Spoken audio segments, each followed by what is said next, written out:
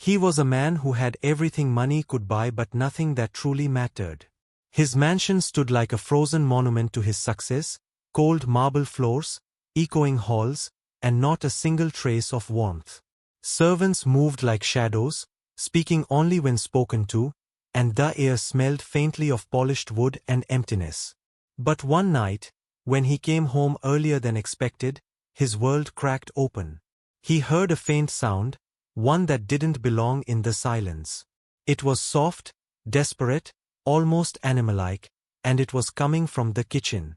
That night would change him forever. The Bentley rolled up the driveway, its headlights slicing through the mist like blades.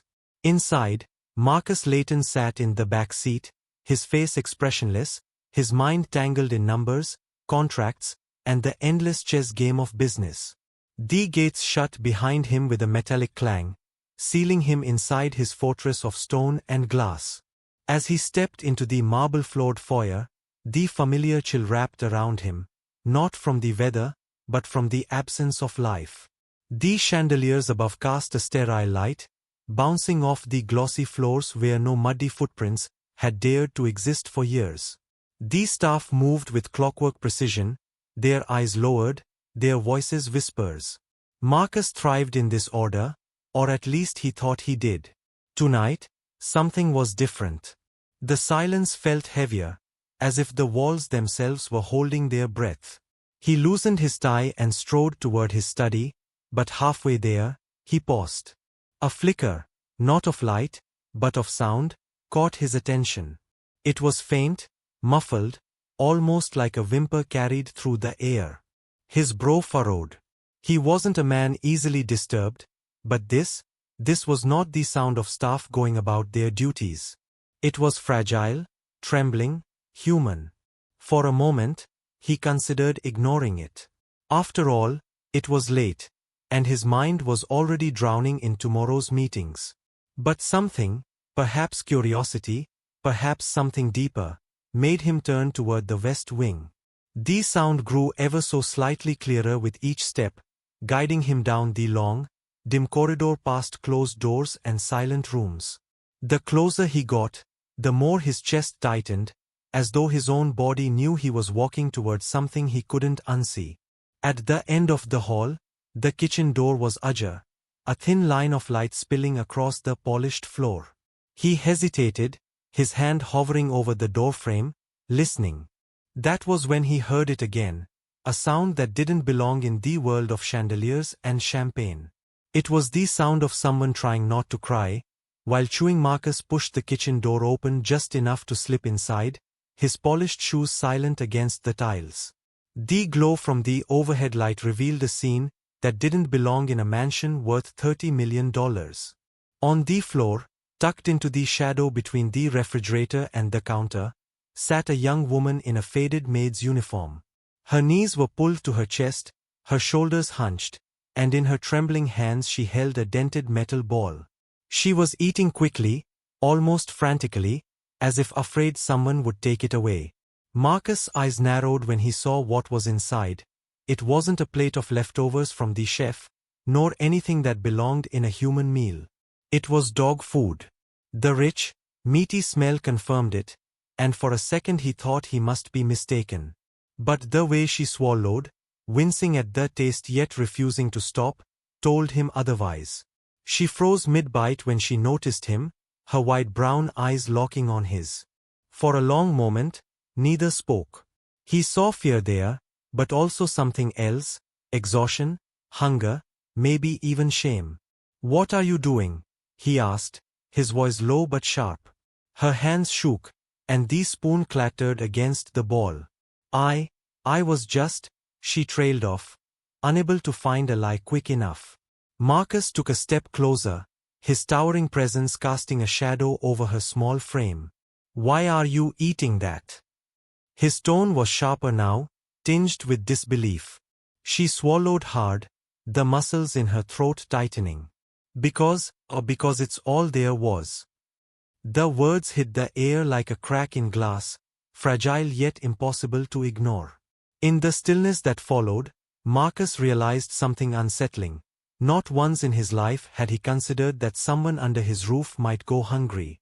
And yet, here she was, on his kitchen floor, eating from a dog's ball as if it were the most normal thing in the world. The smell of the food mixed with the faint scent of her detergent-worn uniform, and for the first time in years, Marcus felt something unfamiliar stir in his chest. It wasn't anger. It was the first trace of shame. Marcus' jaw tightened as he stared down at her, the weight of the moment pressing into his chest like an uninvited hand. "Stand up," he ordered, his voice carrying the authority of a man used to instant obedience. But she didn't move. Her fingers clutched the dented ball like it was a lifeline, her knuckles whitening against the cold metal. He stepped closer, his shadow swallowing her in the light. "I asked you a question, why are you doing this?" His voice wasn't shouting, but it was laced with a steel edge that made the air heavy. She finally lifted her head fully, meeting his gaze in a way that startled him, not with defiance, but with a kind of quiet desperation that seemed to bleed straight from her soul. "Because I haven't eaten in 2 days," she said softly, the words trembling but clear. "The meals we get, they're for the guests, not for us. And I don't matter enough to take more than what's left." Her confession sliced through the sterile perfection of the kitchen, leaving a silence so thick it almost hummed. Marcus blinked, his mind scrambling for a response, but before he could speak, she added something that turned his spine to ice. "You wouldn't understand, sir, you've never been hungry enough to pray for a scrap of food." The statement wasn't cruel, it was matter of fact, as if she were describing the color of the walls. For a man whose world revolved around power, control, and luxury, the idea that someone in his own home could feel invisible and unwanted felt absurd. And yet here it was, raw and undeniable, sitting on the kitchen floor. She lowered her gaze again, but not before whispering something else, so quiet he almost missed it. "I didn't mean for you to see this. But maybe it's better you did." That sentence lodged in his mind like a splinter, uncomfortable and impossible to ignore. For the first time in years, Marcus realized he was standing in a room where money had no weight, where his wealth couldn't erase what he'd just witnessed. And for the first time in his life, he didn't feel like the most powerful man in the room. Marcus didn't speak right away. Instead, he found himself lowering onto one of the high-backed stools at the kitchen island, his eyes never leaving her. There was something about the way she kept her shoulders curled in, as if the world had been pushing her down for years. "Tell me," he said finally, the command stripped of its usual authority, now almost a request. She hesitated, biting her lip, but the silence between them stretched until it became unbearable. "My name's Leela," she began, her voice barely above a whisper. "I came here because there was nowhere else to go. My mother died when I was 16.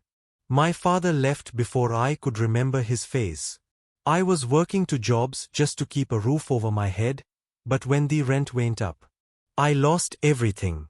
I was sleeping in the back room of a diner until a woman told me there was work here. I thought," her voice cracked, "I thought this would be different. But rich houses, they have rules. You keep out of sight.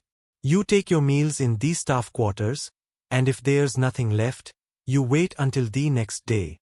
Most days, I get by. Some days, I don't." She looked down at the dented ball in her hands, her thumb tracing the rim as if it held every bad memory she'd ever lived. "I didn't eat today because the twins had guests, and the chef said we couldn't touch anything until the party was over. By the time I got here, the only thing left was in the dog's ball." Her lips trembled, but no tears fell, as though she'd cried them all out long ago. Marcus felt his gut twist in a way that had nothing to do with hunger. He thought of the nights he'd sat in restaurants so expensive their menus had no prices, the bottles of wine he'd sent back because they weren't chilled enough, the feasts that had been scraped into trash bins without a thought. The gulf between his life and hers was so wide it was almost laughable, except there was nothing funny about the woman sitting on his kitchen floor, telling him she'd been starving under his roof. For the first time, Marcus didn't see her as staff. He saw her as a person. And that realization hit harder than he was prepared for. Marcus sat there, unmoving, the polished perfection of his kitchen suddenly feeling like a cold, sterile crime scene. Every word Leela had spoken replayed in his mind, each one cutting deeper than the last. He had built this mansion brick by brick, dollar by dollar, convinced that his empire was a testament to success. But what did it mean if someone under his roof was eating from a dog's ball to survive? He'd told himself for years that providing jobs was enough, that the salary he paid was fair, that their personal lives were their own responsibility. But now, confronted with the raw truth, he saw the lie in that belief. He had failed her, not because he was obligated to feed every mouth in the world, but because she was right here, living in his home, serving his meals, cleaning his floors, and somehow still going hungry.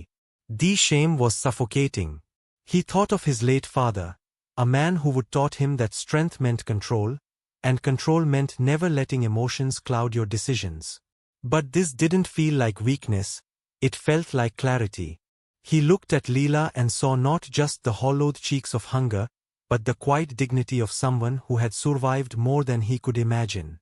All the walls he had built around himself, the distance, the rules, the hierarchy, suddenly felt like shackles. His gaze fell to the ball in her lap, and a lump rose in his throat. He'd spent hundreds on imported dog food without a thought, and yet a human being in his care had been treated with less priority than a pet. His fingers curled against the counter, the urge to do something burning in his veins. But this wasn't about money. This was about seeing her, hearing her, acknowledging her existence beyond the uniform and the silent service. For the first time in his life, Marcus Layton admitted the truth to himself. He wasn't the man he wanted to believe he was. And the worst part, until tonight, he hadn't even realized it. Marcus exhaled slowly, as if trying to release years of detachment in a single breath. He stood, walked to the refrigerator, and without a word began pulling out items: eggs, milk, bread, cheese, butter. The chef would have been horrified at the unplanned chaos, but Marcus didn't care. He cracked the eggs into a pan, the hiss of butter hitting the hot surface filling the room. Leela just sat there, confused, her fingers still curled protectively around the empty ball. "You don't have to do that," she murmured, almost as if the act of him cooking was more alarming than catching her with dog food. "I know," Marcus replied simply, his tone stripped of all the arrogance she'd known him for. He plated the food, golden scrambled eggs, toast glistening with butter, and slid it toward her on the island counter. "Eat." She stared at the plate as though it might vanish if she touched it, then looked up at him, her eyes narrowing with suspicion. "Why?" The question wasn't hostile, it was cautious, like she'd learned not to trust kindness because it often came with strings. Marcus leaned on the counter, meeting her gaze without blinking. "Because no one in my house should ever have to eat from a dog's ball. Not while I'm breathing." For a long moment, she didn't move, then finally, tentatively, she took a bite. The food was simple, nothing like the extravagant dishes the guests were served, but to her it might as well have been a feast. She ate slowly at first, then faster, her hunger overpowering her hesitation. Marcus didn't say a word. He just stood there, watching, not as a boss checking on an employee, but as a man realizing he'd been blind for far too long. For the first time, he noticed the faint scars on her hands, the tired slope of her shoulders, the way she avoided looking at the floor because she didn't want him to see the shame in her eyes. By the time she finished, the plate was clean, and something unspoken hung in the air, not forgiveness, not yet, but the first crack in the wall between them. And Marcus knew he had to keep chipping away at it. The next evening, Marcus made a deliberate choice. He told the chef to take the night off. The staff exchanged puzzled glances, but he ignored them, rolling up his sleeves in the gleaming kitchen. This time, he didn't just make food for Leela, he made enough for both of them. The scent of simmering stew and fresh bread filled the air, softening the usual coldness of the mansion. When the meal was ready, he set to places at the long dining table, not in the staff quarters, not in some hidden corner, but in the grand room where only high-profile guests usually sat. Leela appeared in the doorway, hesitant, as though unsure if she was even allowed to cross the threshold. "Sit," Marcus said, gesturing to the chair across from him. She lingered for a moment before slowly walking forward, her footsteps sounding louder than they should in the cavernous space. The clink of cutlery against porcelain was the only sound as they began to eat. At first, it was awkward. Her eyes stayed on the plate, his gaze occasionally drifting toward the flicker of candlelight rather than her face. But as the minutes passed, something shifted. She told him the stew reminded her of her mother's cooking, and for the first time, he asked her about her life before the mansion. She spoke cautiously, like someone testing the water before stepping in, but each answer led to another question, and slowly the conversation began to flow. Marcus found himself listening, really listening, not as a man interrogating an employee, but as someone who wanted to understand. By the time the breadbasket was empty and the last drops of stew were gone, they had shared not just a meal, but a moment. It wasn't grand or cinematic. It was quiet, human, and real. Leela didn't smile exactly, but her eyes softened, and Marcus felt an unfamiliar warmth spread through him. It wasn't charity. It wasn't pity. It was connection, the kind he hadn't realized he'd been starving for. The morning after their shared meal, Marcus woke before sunrise, an odd energy stirring in his chest. For years, his days began with a flurry of business calls and investment updates, but today, the first thing he did was walk into the kitchen. He called the entire staff together, the butlers, the cleaners, the gardeners, even the part-time helpers, and waited until every face was turned toward him. His voice was calm, but it carried the kind of weight that made people stop breathing for a second. "From this day forward," he said, "no one in this house will go hungry. Ever. Meals are to be prepared for staff 3 times a day, without exception, and with the same quality as what's served to my guests. If there's an event, the staff eats first." A few people exchanged startled looks.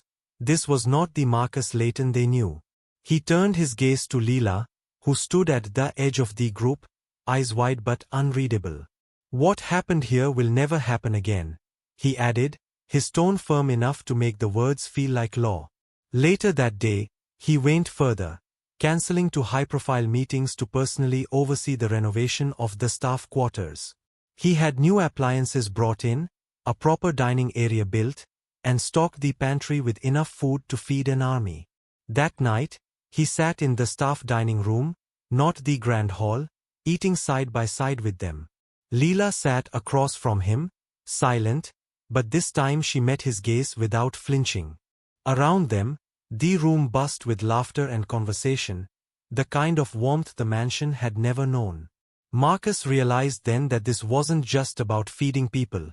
It was about restoring dignity, about tearing down the invisible wall he had built between them and him. And as he looked around the table, he knew this was no temporary gesture.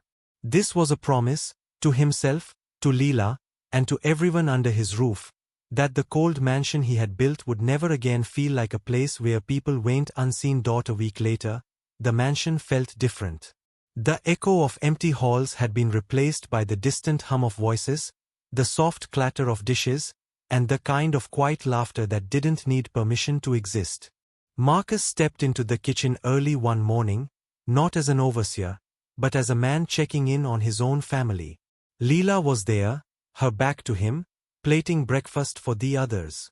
She turned when she sensed him, and this time, there was no hesitation in her eyes.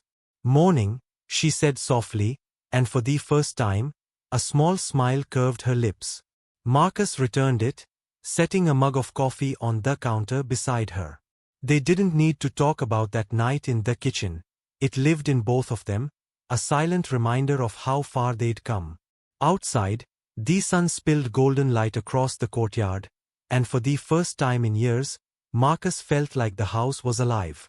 As he took a seat at the staff table, Leela placed a plate in front of him, their hands brushing for the briefest moment. It wasn't forgiveness, not yet, but it was hope. And that was enough.